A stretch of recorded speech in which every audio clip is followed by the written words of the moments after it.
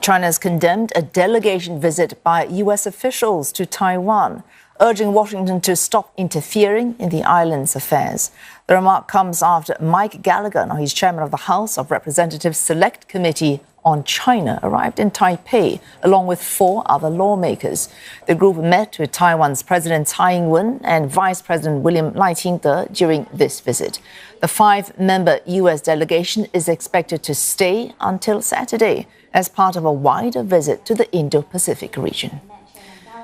And for more, CNA's Minmin joins us live from Shanghai. Minmin, as we just mentioned, Mike Gallagher, he chairs the Select Committee on U.S. relations with China.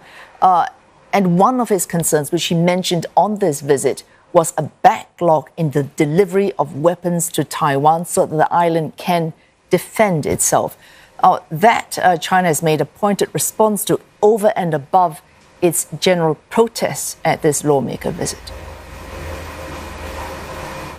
That's right. The U.S. had just approved a $75 million arms sales to Taiwan that's meant to help Taiwan upgrade its communication systems that help coordinate combat forces. So Beijing sees this as a serious threat to its sovereignty and security interests, and it's urged the U.S. to recognize the extreme sensitivity and complexity of the Taiwan issue and to handle this matter prudently. Have a listen.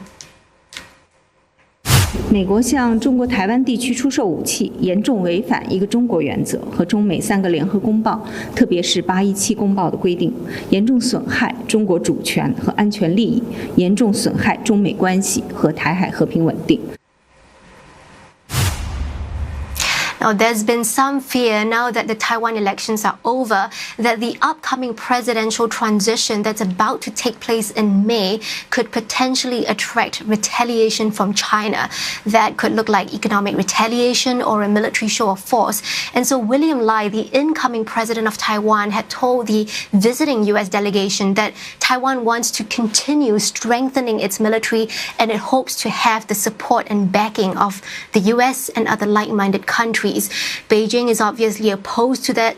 It's warned the U.S. To abide by that one China principle and to stop arming Taiwan and to stop its military ties with Taiwan so as to not stoke trouble in the Taiwan Strait. And we know recently there's been flare-ups in the Taiwan Strait after 2 Chinese fishermen died in a pursuit. 2 Chinese fishermen died in a pursuit by Taiwanese coast guards who accused them of entering restricted waters.